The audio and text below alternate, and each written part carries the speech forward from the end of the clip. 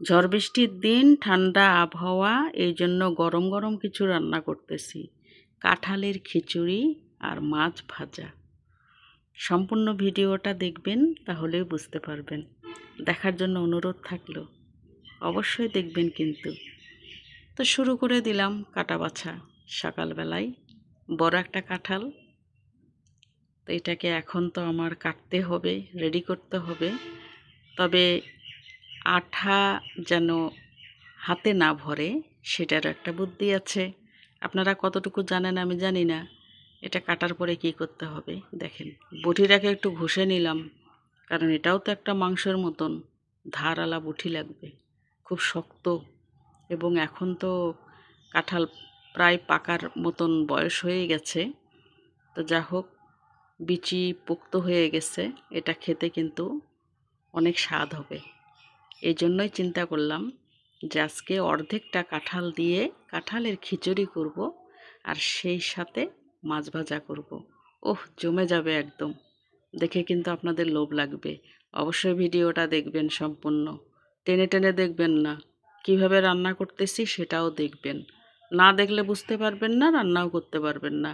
কারণ কাঁঠালের তরকারি অনেকেই রান্না জানে, অনেকেই রান্না করে খায় বিভিন্নভাবে। কাঁঠাল তরকারি, কাঁঠালের কাবাব, চপ, অনেক কিছু রান্না হয়। কিন্তু আজকে আমি করব কাঁঠালের খিচুড়ি। তো এই খিচুড়িটা কিভাবে করতেছি, কতটুকু পরিমাণ দিচ্ছি, কী দিচ্ছি, এটা আপনাদেরকে দেখানোর জন্যই কিন্তু ভিডিওটা করে ছাড়তেছি। তো দেখেন, কাঁঠালে কিন্তু কাটলে কিন্তু প্রচুর আঠা হয়। তো এই আঠাটা যেন হাতে না লাগে, কাটার যেন কোনো সমস্যা না হয়, তার জন্য গামলা ভরে আপনারা পানি নিয়ে নেবেন। এই যে আমি কিন্তু পানির 1 গামলা পানির মধ্যে কিন্তু কাঁঠালটাকে, অর্ধেক কাঁঠাল এরকম করে কেটে 4টা টুকরা করে কিন্তু এই যে পানির মধ্যে ডুবাই দিছি দেখেন। এতে সমস্ত যে আঠা কষ সম্পূর্ণ কিন্তু পানির মধ্যে চলে যাবে, সাদা হয়ে যাবে পানি। এরপরে কিন্তু খুব সুন্দর করে আপনারা আরামে কাটতে পারবেন। কোনো আপনার সরিষার তেল বা সয়াবিন তেল কোনো কিছুই হাতে দিতে হবে না। আরাম করে কাটবেন আর খাবেন। তো যা হোক, কাঁঠালটাকে রেডি করে নিই, না হলে তো রান্না হবে না। আর বেলাও হয়ে যাচ্ছে। এসব করতে না অনেক সময় লাগে, বুঝছেন। ভিডিও তো অনেক বড় করতে হয়। এই যে এখন সামনে ক্যামেরা রাখছি, আর একদম ভিডিও চলতেইছে। তো সম্পূর্ণ ভিডিওটা তো আর কাটা বাছা এতটা দিয়ে তো আপনাদের মানে বিরক্তিকর ব্যাপার হয়ে উঠবে, সেটা তো আর দেওয়া যাবে না। হালকা পাতলা অল্প একটু দেই যে কিভাবে আমি কাটতেছি সেইটুকু। আপনারা তো কাঁঠাল কাটা জানেন, তো আমি পদ্ধতিটা একটু দেখালাম। যে দেখেন, বটি দিয়ে আমরা সব কাজ করি বাড়িতে, চাকু টাকু দিয়ে করি না। কারণ আঠাটা যেন হাতে দেখেন কত সুন্দর, কোনো আঠা আছে নাই। এই যে পানির মধ্যে ডুবাই রাখছিলাম, একদম খুব সুন্দর। এখন নিশ্চিন্তে এখন কাটা বাছা হবে। তো যা হোক, আমি এইভাবে কাটি, একবারে ডুমডুম করে নিই না। তার কারণ আমি একটা কাজ করি, সেটা হচ্ছে যে সাইড থেকে যে চামড়াটা আছে ওটা ফেলায় দেওয়ার পরে সাদা চামড়াটা, ওটা এখন ডুমডুম করে কেটে নিব। ওটা একদম মাংসর মতন লাগবে, যেরকম সয়াবিনের তরকারি করে ঠিক ওরকম মুখে দিতে লাগবে। একদম গোটা গোটা হয়ে থাকবে, সিদ্ধ হয়ে থাকবে। মজা মজা, খাওয়ার যে মজা আজকে হবে না। ভিডিওটা দেখবেন সম্পূর্ণ, তাহলেই বুঝতে পারবেন যে কিভাবে রান্নাটা হচ্ছে আর খেতে। এই যে ডুমডুম করে নিলাম একদম। তো যা হোক, কাঁঠালের বিচিগুলো কিন্তু পোক্ত ছিল, মুখে দিতেই কিন্তু একদম খুব ভালো লাগবে। মনে হবে পাকা কাঁঠালের বিচি মুখে দিচ্ছি, একদম নরম নরম সিদ্ধ হয়ে যাবে, খেতেও ভালো লাগবে। তো এইভাবে ছাড়াই টাড়াই নিয়ে রেডি করে নিচ্ছি। আর যা গরম পড়ছে, একদম আমি তো ঘেমে টেমে অস্থির। আমার কিছুতেই ভালো লাগতেছে না। তারপরেও এখন খাওয়া তো লাগবে। পেট থাকলে পেটকে খাওয়া না দিলে ইঞ্জিন চলবে কেমন করে। তো যা হোক, এইভাবে কেটে বাছে নিচ্ছি। এখন পরে আমি যে এই যে চামড়াটা সাদা চামড়াটা এটা ডুমডুম করে কেটে নেওয়ার পরে আমি কতটুকু কাঁঠালের যে দানাগুলান আছে বিচি ওগুলান সব আস্তে ধীরে করে বেছে নেব। এখন আপাতত যে বটির কাজটুকু আছে সেগুলান আগে করে নিই, পরে ওগুলান চাকু দিয়ে আস্তে করে সুন্দর করে বাছবো। কারণ কাঁঠালের এখন পোক্ত হয়ে গেছে তো ওই কাঁঠালের বিচিতে আবার একটু মানে খোসা থাকবে। দেখছেন কত সুন্দর করে আমার কাটা হয়ে গেছে রেডি। এখন ওর মধ্যে আমি কটা আলু দিলাম, 3-4টা আলু দিছি। আপনারা আলু দিলে দিবেন, না দিলে না দিবেন, সেটা আপনাদের ব্যাপার। কিন্তু আলু দিলে একটা মানানসই। দেখছেন কত বড় একটা বিচি হয়ে গেছে কাঁঠালের। এটা মুখে দিলে যে কি দারুণ লাগবে। এই যে সেই চামড়াটা যেটা আমি ডুমডুম করে কাটছি, তারপরে কাঁঠালের শ্বাসগুলান নিছি, কত সুন্দর। এদিকে কিন্তু কি কি লাগবে সম্পূর্ণ কিন্তু রেডি করে নিছি। এগুলো সম্পূর্ণ বাটতে হবে। আদা, রসুন, পেঁয়াজ, শুকনা মরিচ, গরম মশলা, জিরা সব কিছু আমি পরে বেটে নিব। আর তেজপাতাটা থাকবে গোটা, ওটা ফোড়ন দিব। আর এদিকে দেখেন কত সুন্দর আমি বুটের ডাল, মুসুর ডাল, খেসারির ডাল, মাসকলাইয়ের ডাল সব রকম কিন্তু পরিমাণ মতো নিছি একদম। কারণ এক রকম ডাল দিয়ে খেতে একটা কেমন লাগবে, তো ভাবলাম যে সব রকম নিই। আর আমি 1 মগ চাল নিইনি, আমি একটু কম নিছি, কারণ এদিকে ডালের পরিমাণ তো অনেক। এগুলোও তো আবার দিতে হবে, আবার কাঁঠাল আছে, অনেকটা হয়ে যাবে। আর আমরা 2 জন লোক, তো 2 জন মানুষের জন্য সে পরিমাণ মতন করতে হবে, যেন স্বাদে গন্ধে ভরে যায় আর খেতেও ভালো লাগে। অতিরিক্ত পরিমাণ দিয়ে রান্না করলেও তো ভালো লাগবে না, আবার বেঁচেও যাবে, তখন নষ্ট। এই জন্য স্বাদ করে অল্প করে খুব সুন্দর করে রান্না করব যত্ন করে। তা আপনারা সম্পূর্ণ ভিডিওটা দেখতে থাকেন। চাল নিয়ে নিছি, মিনিকেট চাল, চিকন চাল, একবারে সেদ্ধ চাল।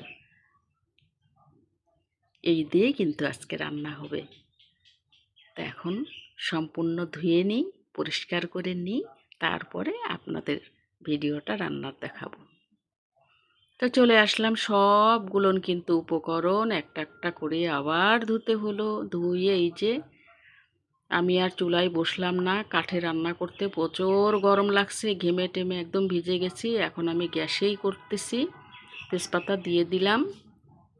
এখন এর মধ্যে দিয়ে দিচ্ছি কয়েকটা শুকনা মরিচ, পাঁচফোড়ন এবং জিরা একসাথে করে একটা ফোড়নের মতন দিয়ে দিলাম। এটা একটা আলাদা সেন্ট হবে, সুন্দর লাগবে। তারপরে দিয়ে দিচ্ছি সেই 4 রকমের ডাল ধুয়ে রেডি করছি, এটাকে এখন দিয়ে দিলাম। একটু নাড়াচাড়া করব, ওটারও তো আবার একটু কাঁচা গন্ধ আছে, এই জন্য এটাকে আমি নাড়াচাড়া করে একটু ভাজা ভাজা করে নিই। আপনারাও একটু ভাজা ভাজা করে নেবেন, কাঁচা ডালের কিন্তু কাঁচা গন্ধ থাকে। এরপরে দিয়ে দিলাম আলু আর কাঁঠাল। আপনারা তো আবার অনেকেই বলেন এঁচোড়, আমাদের বাংলাদেশে বলে কাঁঠাল। আমরা একটু এঁচোড় শব্দটা একটু কমই বলি, অন্যান্য জায়গায় কিন্তু এঁচোড় বলে। তো যা হোক, আমরা কাঁঠাল বলি, এই জন্য কাঁঠাল বলতেছি। আর দিয়ে দিলাম ধুয়ে রাখা মিনিকেট চাল। এই যে একসাথে করে এখন আবার নাড়াচাড়া করব একদম সুন্দর করে। যত কষাবেন তত স্বাদ। দিয়ে দিলাম পরিমাণ মতন হলুদ, আপনারাও দিয়ে দিবেন আপনাদের কতটুকু লাগবে। দেখতে কিন্তু লাগতেছে ক্যামেরায় অল্প, কিন্তু বেশ পরিমাণ আছে। লবণও দিয়ে দিলাম স্বাদ মতন, আপনারাও দিবেন স্বাদ মতন, আপনাদের পরিমাণ বুঝে লবণ দিবেন।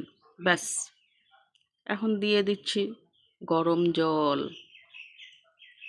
একদম গরম করে রাখছিলাম পাতিলে, উষ্ণ গরম, সেটাকে দিয়ে দিলাম।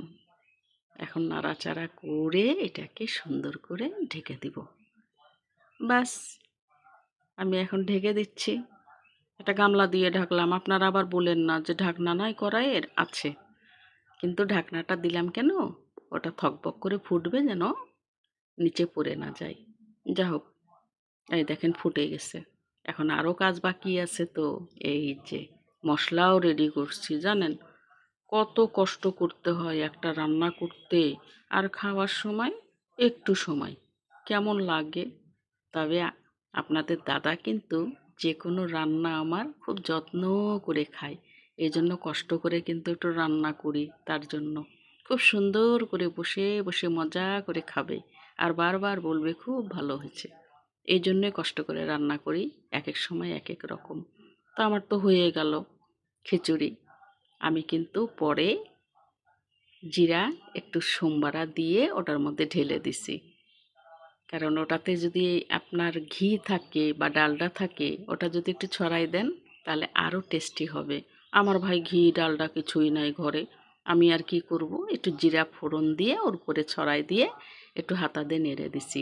এবার দেখেন, এই যে বাটা মাছ, আপনাদের দাদার প্রিয় মাছ, তো এই বাটা মাছগুলো একটু মচমচা করে ভেজে নিব। এই খিচুড়ি দিয়ে কেমন লাগবে একটু কমেন্টসে জানাবেন। খিচুড়ির সাথে মাছ ভাজা হয়ে গেছে, এখন খেতে বসে গেলাম। দেখেন কি মজার খাবার, একদম পাতলা খিচুড়ি করিনি কিন্তু, যেটা সাপাট সাপাট করে খাই, কারণ কাঁঠালের খিচুড়ি এরকম করতে হয়। তো আপনারা চাইলে পাতলা করতে পারেন, কিন্তু টেস্ট একটু কম লাগবে। তো যা হোক, আপনারা কিন্তু ঘি ছড়াই দিয়েন অথবা ডালডা ছড়াই দিয়েন, আমার নাই দেখে আমি দিতে পারলাম না। এই যে মাছ একদম লাল করে ভেজে নিচ্ছি, সঙ্গে লেবু, একটু পেঁয়াজও দিলাম, যে যেটা পছন্দ করে। তা আপনার দাদার কিন্তু প্লেট সাজানো হয়ে গেছে, এখন আপনার দাদা বসছে খেতে, এখন খাবে, মজা করে খাবে। বারবার বলতেছে আজকে নতুনত্ব রান্না, ঠান্ডা আবহাওয়া, বৃষ্টিও আসবে, কালো হয়ে গেছে। তো কেমন লাগলো ভিডিওটা কমেন্টস করবেন।